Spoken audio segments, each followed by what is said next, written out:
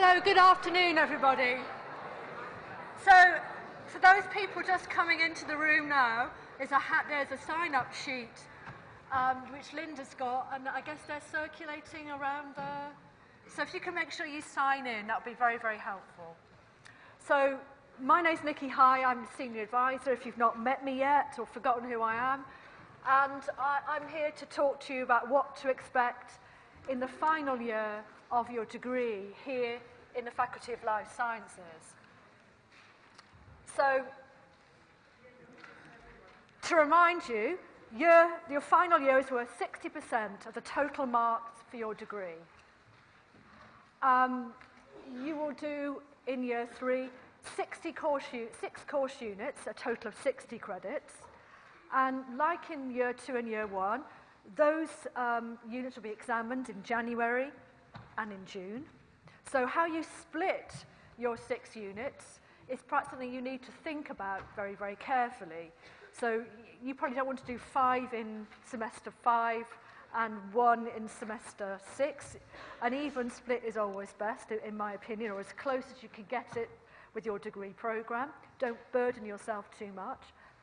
The other thing that's new that you probably aren't aware of is that in May, June, the examination period, you'll have 2 exams, the problem paper and the essay paper. So these are exams that you'll be working towards in your tutorials. So in your tutorial module this semester, in the final year, you'll be learning how to tackle the problem questions that you get asked on that problem paper, and you'll be honing your essay writing skills. So those 2 papers are worth 10 credits each, so a total of 20 credits. In addition, you'll have a literature review. Now, the lit review and the project are intimately linked. The literature review you write up and submit in December, and the project is something that you would start in semester 2. So the literature review will be on the same basic topic as the project. And so together, the lit review and the project are worth 40 credits. So it's really worthwhile getting as good a mark as you possibly can in your lit review and project. They can make a massive change to your overall outcome of your degree. Average marks for projects tend to be about 65%. So many people are getting far higher marks than that. So doing well in your project can turn somebody teetering on the brink of a 2-2, 2-1 borderline, can project them into a 2-1 degree, and equally it can do for somebody who's on the 2-1 first class borderline. A really good project mark can project you way into the next class, into the class above. A new thing for final year students is that in semester 2, teaching starts in week 2. Okay, so we had a lot of suggestions from students that after they'd finished exams, it was a real struggle going straight back into lectures in week 1. So for final year students, we allow week 1 is devoted to your project. So you have week 1 with no lectures, no tutorials, or maybe some tutorials, but week 1 there'll be workshops and things related to your projects that you should be going to. You should be meeting with your project supervisor and spending that week really getting your project up and going. It's worth 30 credits, so spending that week productively on project work is going to be worth its weight in gold.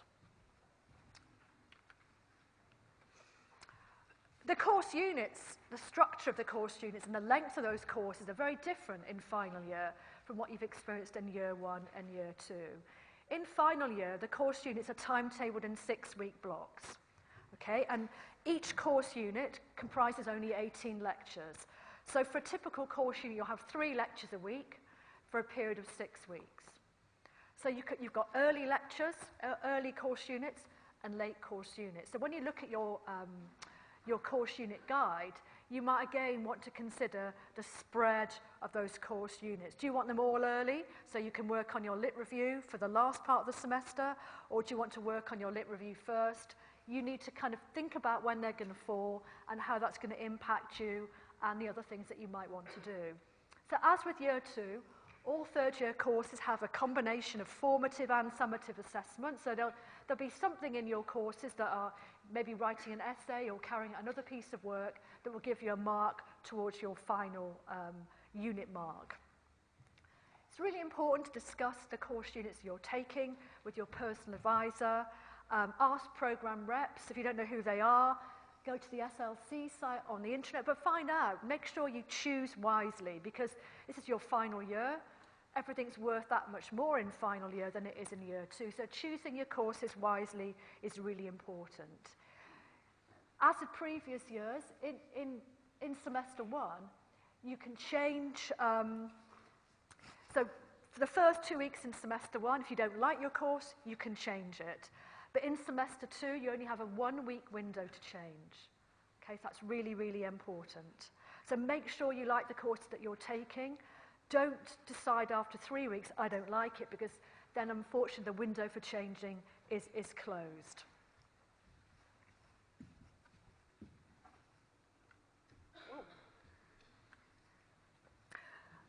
So the best place to get information about course units is to go into the handbook. So this is the Level 3 handbook, which you can get by putting in FLS handbooks, and that will find all of the handbooks. The last line on the list here is Level 3 degree program requirements. If you click on that, it'll bring out all the blob charts for all the various degree programs. So you can look at what units you have to take, what are compulsory, and what are options for your degree program. If you click on any of those courses, you'll be taken straight to the page on the internet where all the information about the course unit is. Okay, so if you've got any, you want to know more about your courses, the handbook is your first port of call. So if there are any placement students in the room, please look at this again next year, because you know our units might have changed, new courses might be put on, and old courses might have been modified or taken away. So don't assume what we're running this year will be run next year.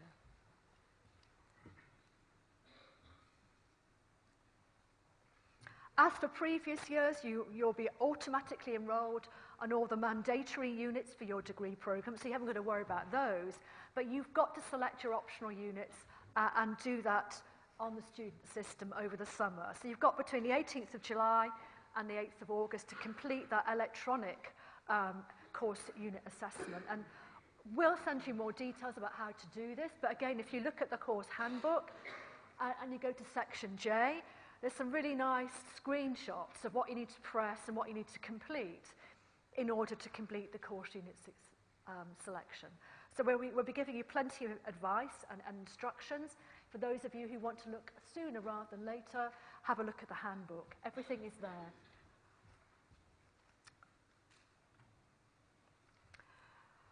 So again, choosing your course units is really important. You want to make sure you choose the right unit. So go along to the program director clinics.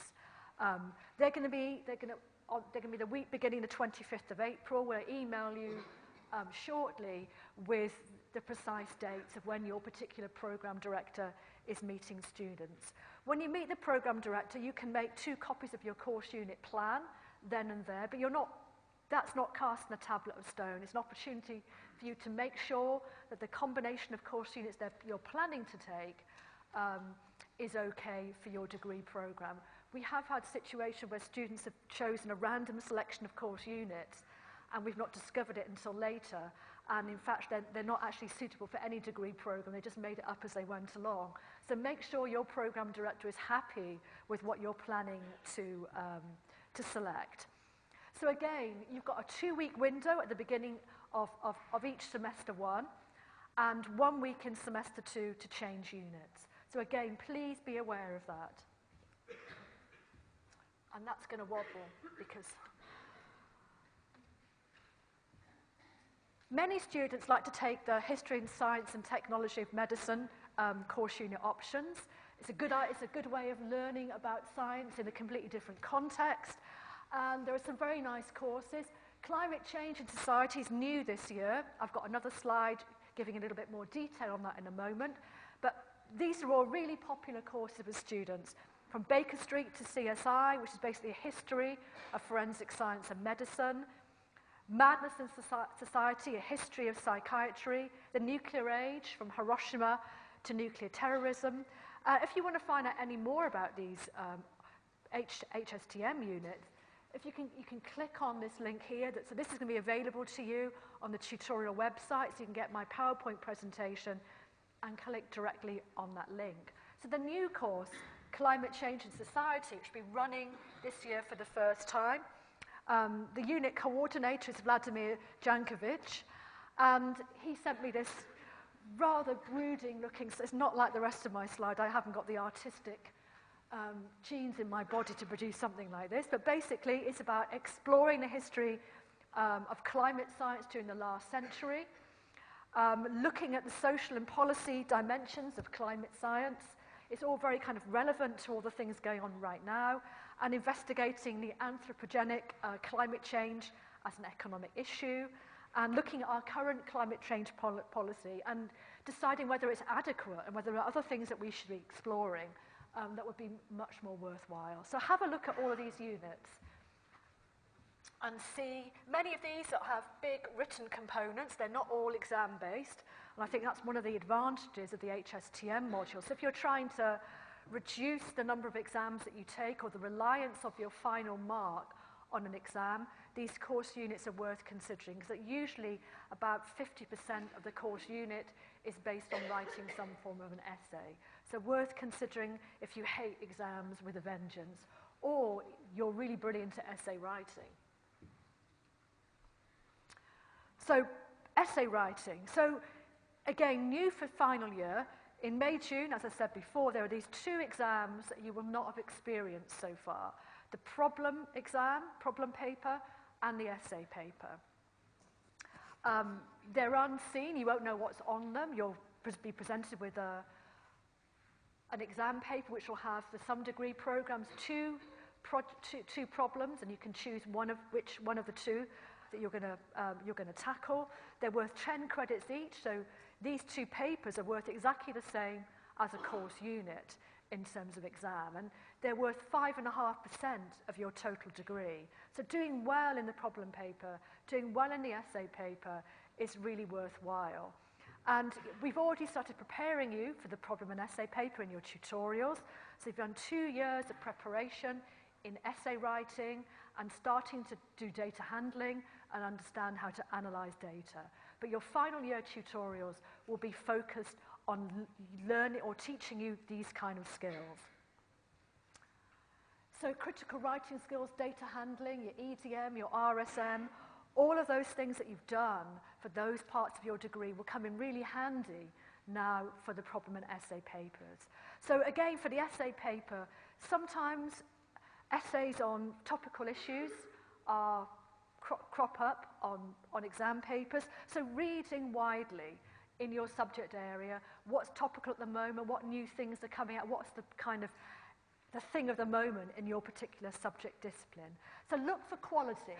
So nice article in The Independent, Dame Sally Davis telling us that antibiotic resistance is going to be a major problem, worse than terrorism and climate change in the future in terms of its impact on human health and well-being.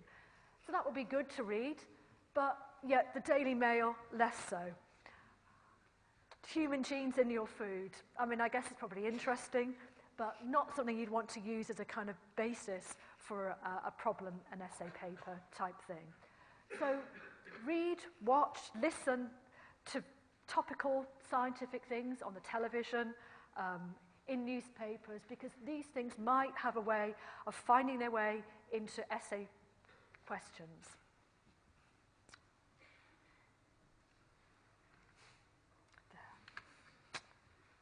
I do love Liz Hurley, really, but...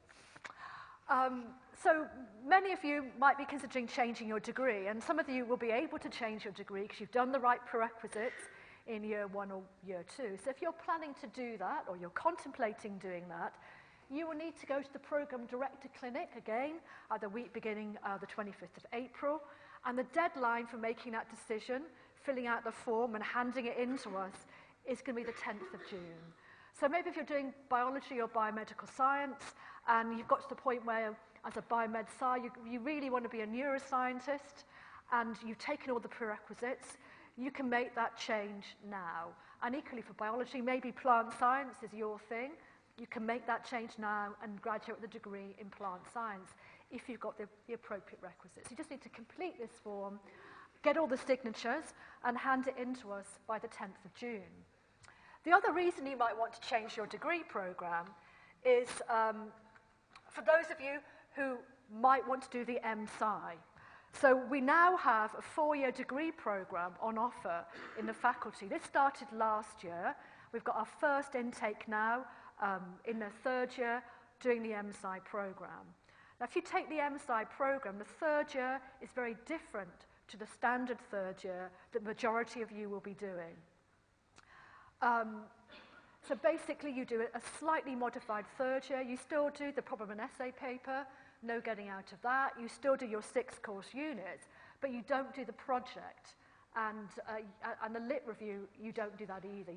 There are some specific things that are MSci related that you do in year 3, and then in year 4, you do a lab-based project for the full academic year. So the MSci is open to everybody who has an average of 60% in their year 1 and their year 2 exams, and providing you haven't done the placement. So you can't do the placement and do the MSci. It's a one or other situation. So if you're interested in the MSci, you need to go to the prospective MSci talk, which is taking place on the 12th of May at midday in Stopford LT3. And again, that's compulsory. So if you're planning to do the MSci, or you're even just thinking about it, go along to the talk, sign on the piece of paper that Linda or somebody else would bring along to prove that you were there, because if you weren't there, they won't let you consider it. So please go along if you're interested and find out more about it. Many people find these programs very useful if they're thinking of doing a PhD and they didn't end up doing a placement. The MSci is very research orientated, so if you are planning to do a PhD, the MSci might be the ideal thing for you to do if you're not really sure what you want to do next. So projects. So a large part of final year is going to be based on projects. And a large part of the kind of stress associated with going into final year for you will be choosing and deciding what sort of project you want to do.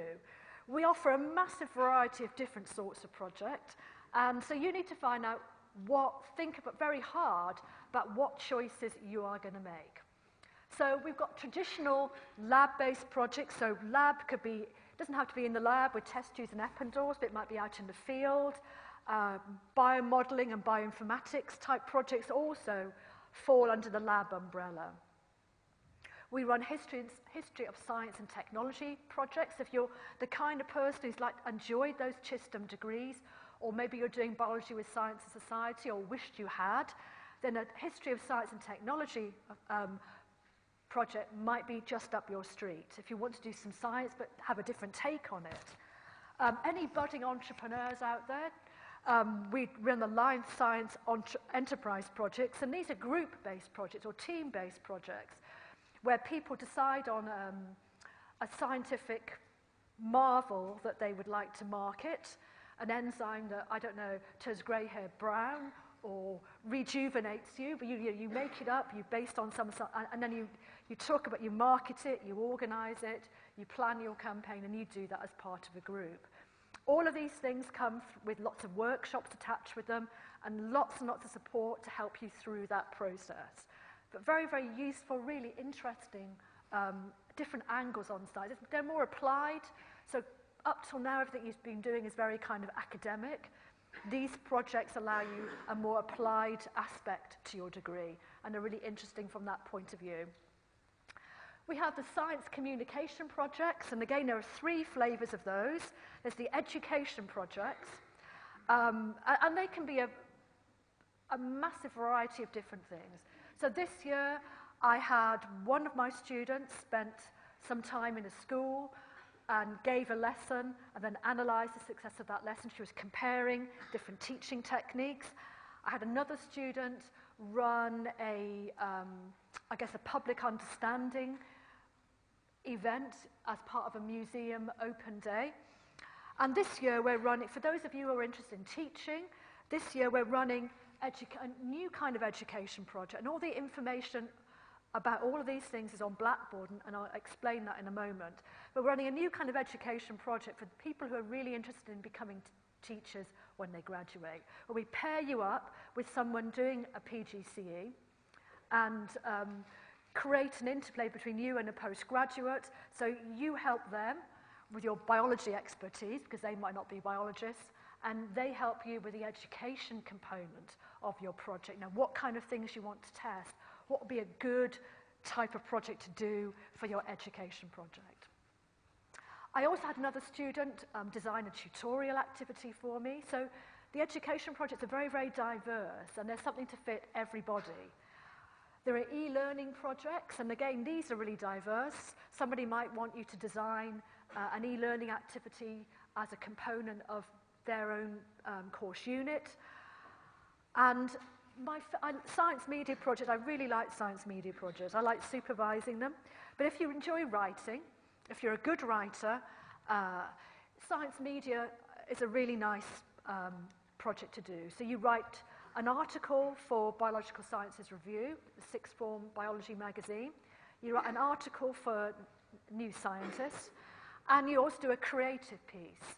Now, I've had people do all sorts of weird things in the past. I had someone do a cartoon about why are all the bees dying. Last year, I had a student do an art installation in one of the rooms in Stopford to do with pharmaceutical industry providing pills and overdosing on pills and all sorts of weird things, and it was fascinating. People have created sculptures, people have created movies, people have carried out little plays, they've written poems, they've knitted bacteria. So it's a very interesting project if you're creative and you like writing.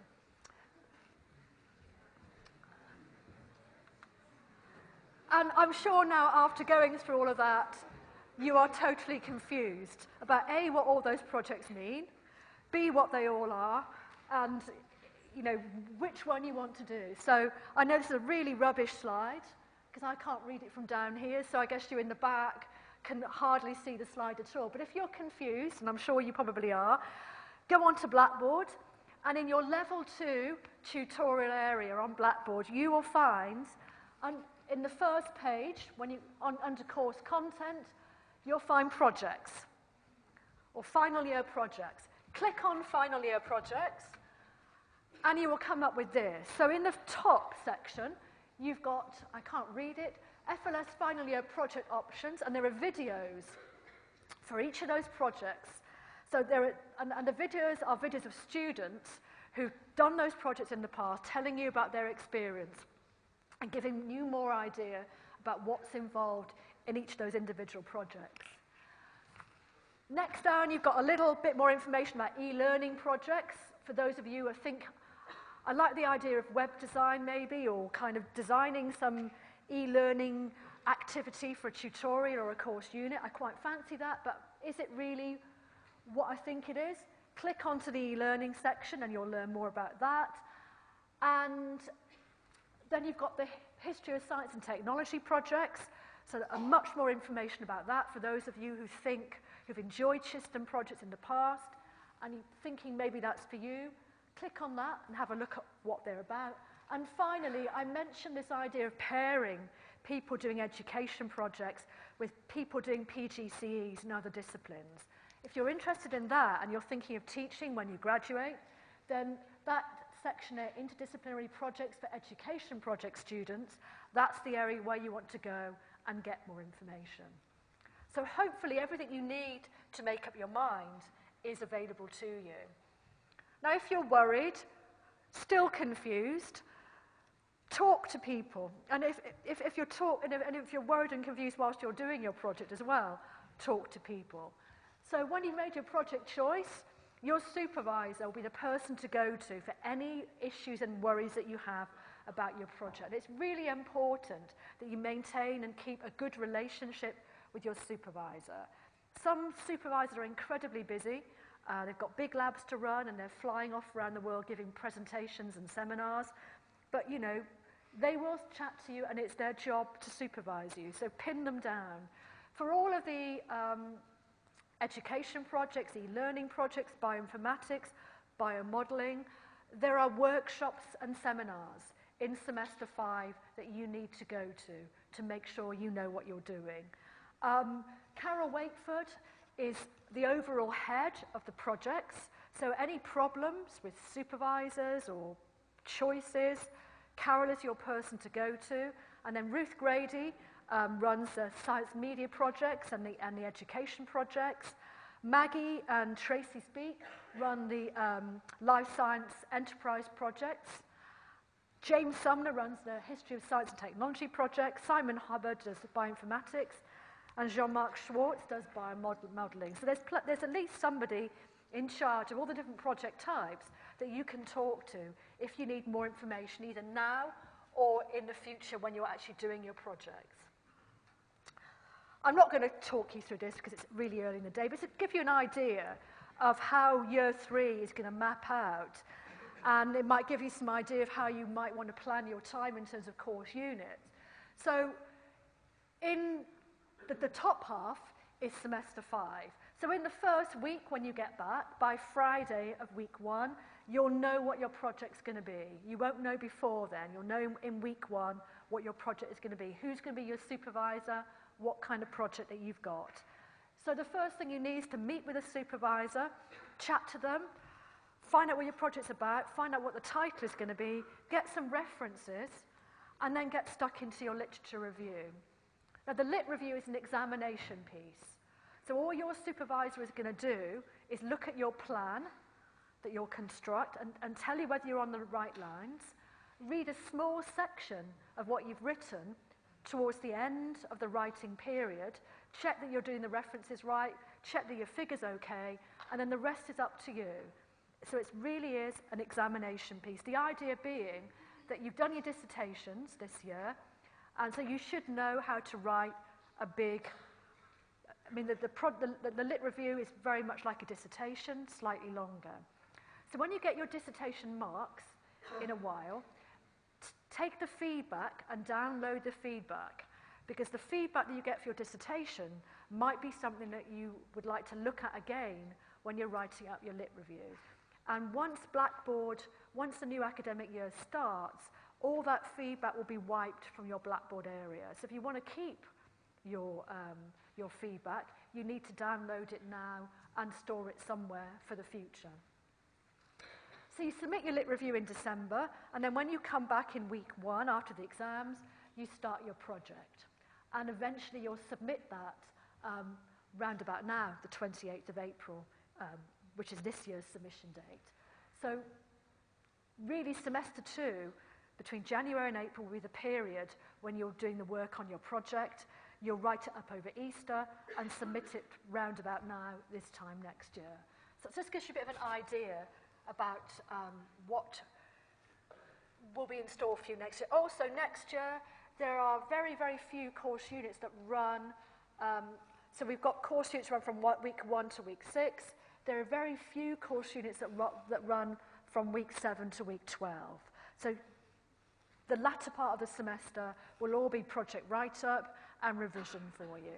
So it's, again, very different structure to years 1 and years 2. Okay, so how do you get a project? So there are 3 ways of getting a project.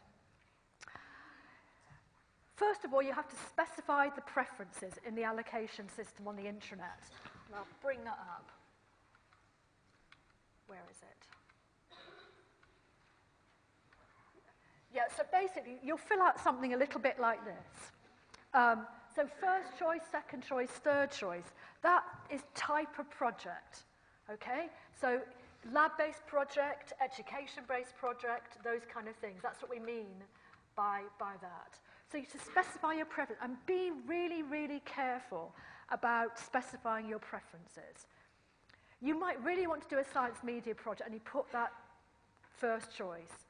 But there is a possibility that you don't get a science media project and you will get your second choice.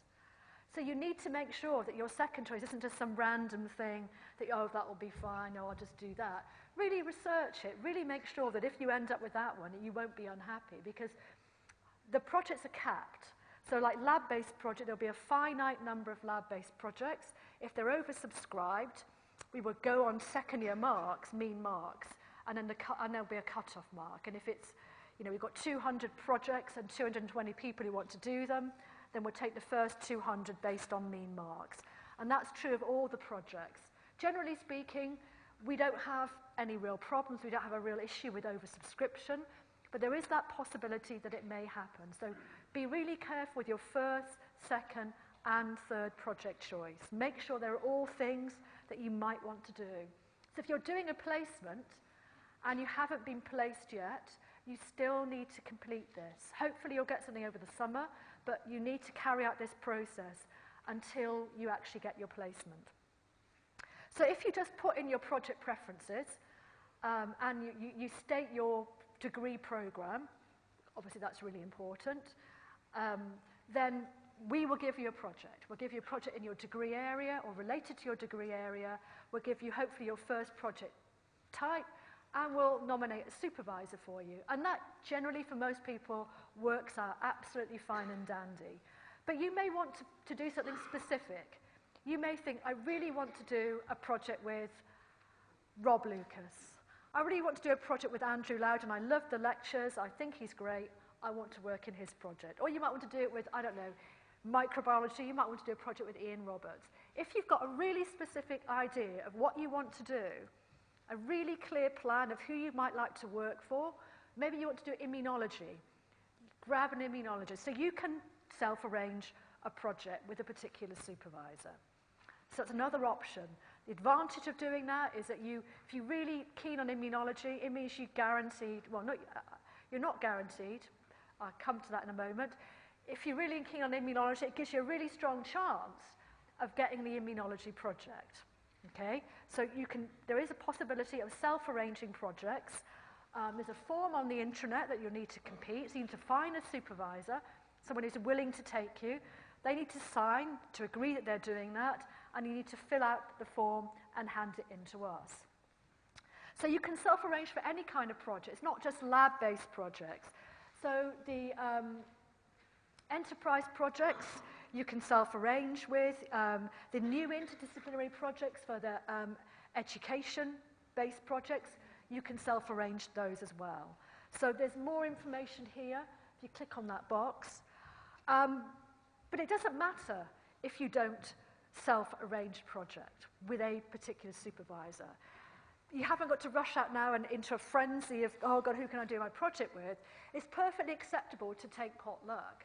We organise it, we look at your first choice project, we look at the array of supervisors, and we will assign you to somebody. So you haven't got to go into a feeding frenzy when you leave here of tracking down unsuspecting supervisors and grabbing them in the corner and forcing them to sign on the dotted line if you don't want to. If you haven't got a strong idea of who and what you want to work on, just go with the flow and just fill in the form and see what pops up for you in September. But what I would say is that, again, be careful with your preferences. Now, even if you self-arrange your project, that you are not 100% guaranteed to get that project.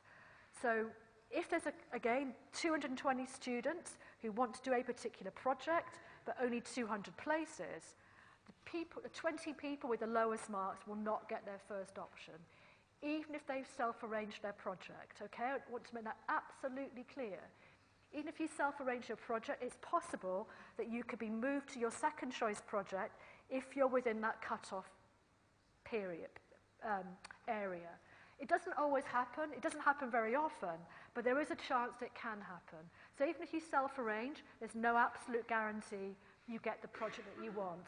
So even if you self-arrange, make sure you're happy with choice number 2, okay?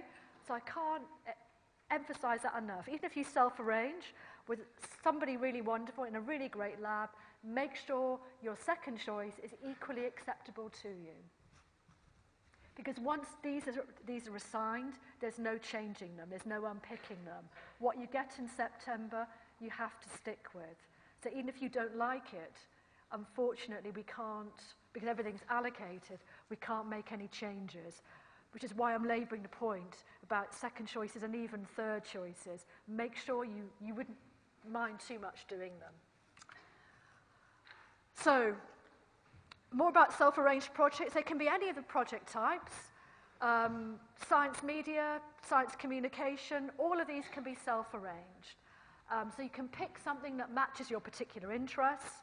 Maybe if you're planning to do an immunology project or a parasitology project or a microbiology project, you can get reading over the summer and be one step ahead of the curve when you start in September. But this is no more guaranteed to generate a successful and interesting project than any of the other options, i.e. the potluck option.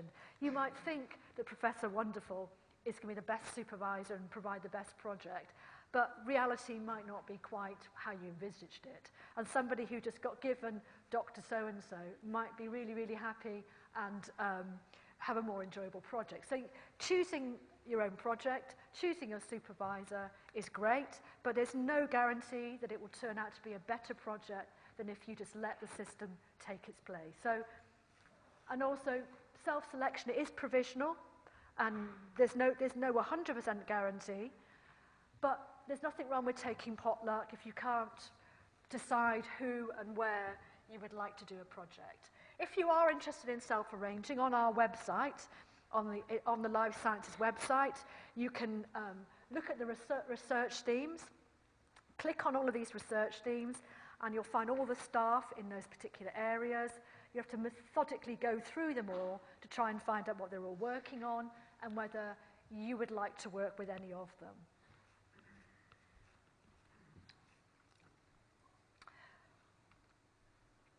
So, if you decide to self-arrange a project, you need to fill out this form, get your supervisor to sign it, and submit it again no later than Friday the 10th of June. And as I said before, this is provisional only. Filling out this form, getting the supervisor to sign it is not a 100% guarantee that you'll be doing a project in that lab or with that person. It all depends on numbers, but fingers crossed. And your supervisor must be a member of the Faculty of Life Sciences this year. Here's the project preference form again. So basically you just put in your type of project there, and then the next stage down will be your degree program. And again, you need to complete this and do this by Friday the 10th of June. So just all reminders, it's all about reminders. Just remember that the form has to be in by Friday the 10th of June, but you won't find out what your project is. You won't find out what project you've been allocated to until the end of week 1 when you come back into your final year. So, please bear in mind with projects, it's a lot of work. So we estimate 300 hours work for your 30 credit project on the basis that 10 credits is worth 100 hours.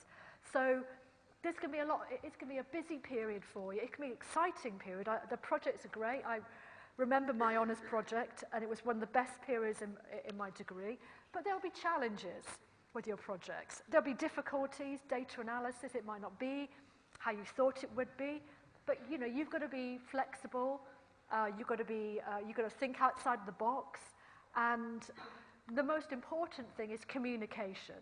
Keeping a line of dialogue open with your supervisor, seeing your supervisor regularly, making sure you're on the right track, finding someone in the lab who can show you how to do techniques, and not getting too upset when things don't work first time. So this is all about kind of, if you like, it really is maturing. You really mature doing these projects. So what are you going to get out of it in terms of transferable skills? Well, you'll learn new stuff.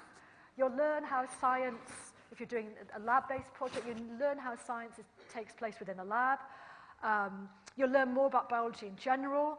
You'll learn more about education, business, history of science. So it can really kind of help mold you into the type of career potentially that you want to pursue in the future. You'll learn about project management. Whether you're doing a lab-based project or an education project, literally it will be up to you to manage your own time. We're not going to be saying, okay, 9 o'clock on Monday, you're doing this experiment, here's the protocol, incubate it overnight, see you on Tuesday. It's up to you to plan your experiments. And like my lovely student who did my education-based project this year, she just arrived, we met once a week, we talked about what she was doing, and in the intervening period, she just got on with it, and the following week just presented me with what she'd done so far. We had a chat, and she went off and carried on in the same vein. So you really are learning to be independent. Communication and professionalism are really at the root of a successful project. Your ability to communicate with staff members is of paramount importance, and how you conduct yourself professionally in the lab and with other colleagues that you might meet is really important. So you'll learn how to analyze data, but your writing skills are going to be really, really honed. And in terms of writing, don't forget we've got the 2 Royal Literary Fellows working in the faculty this year and in next year. So because you've got so much writing to do in final year, if writing isn't your strong suit and you feel you could do with some, I don't know, advice, particularly after your dissertation, go and see them. Go and ask them how you can improve your writing. Go and ask them, you know, what was wrong with a particular piece of work and how you can change that to make your writing better.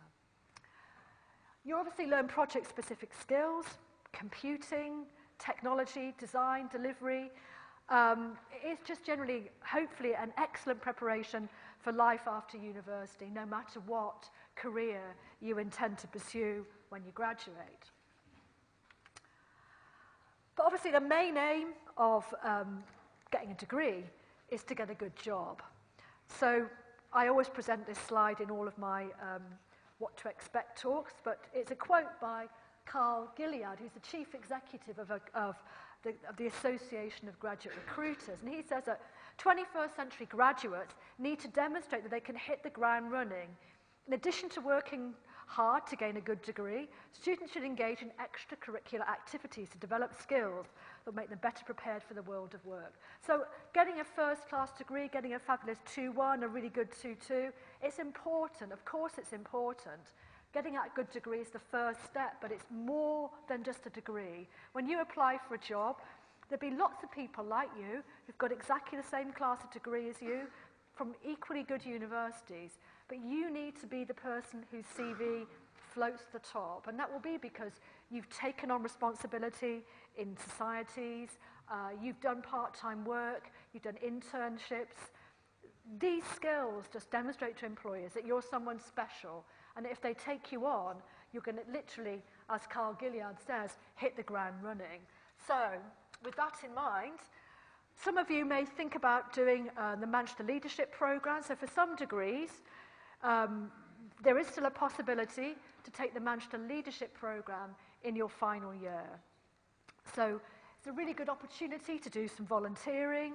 It's a great opportunity to do a course unit that doesn't have any exams associated with it as well. So lots of people do it simply for that reason, I've discovered in the past. But MLP, great if you want something that's kind of practical to enhance your CV. Every year, the University of Manchester has internships which are focused on second-year students. So you can be working for anything from 1 week to 8 weeks within the university, not necessarily in this faculty, but any faculty, doing a whole variety of different programs. So this is I took this from the careers website. So for example, Shazia is one of our life science students. She worked with us in the faculty as a Welcome Week intern, organising Welcome Week, planning all the activities for the whole of the summer. And you can see there are a whole variety of different things, like marketing, employability interns. We always have an employability intern in life sciences every year, but they're not necessarily a life scientist. So have a look at that, think about that. You could take a faculty-based extracurricular activity where we always recruit ambassadors every year. We're now recruiting ambassadors for international students as well, not just for UK students. Join the Faculty of Life Sciences Society, become a programme rep for your degree programme. You can sit on the education board, you can sit on the staff student liaison committee. It all looks good on your CV.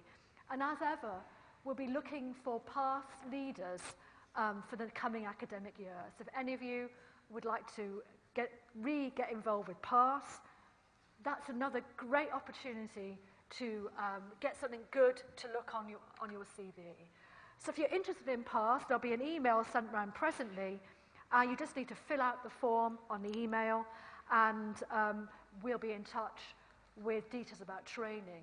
So that's it from me, and year 3 is a great year. It's fun. It goes by really quickly, so just enjoy it and make the most of it.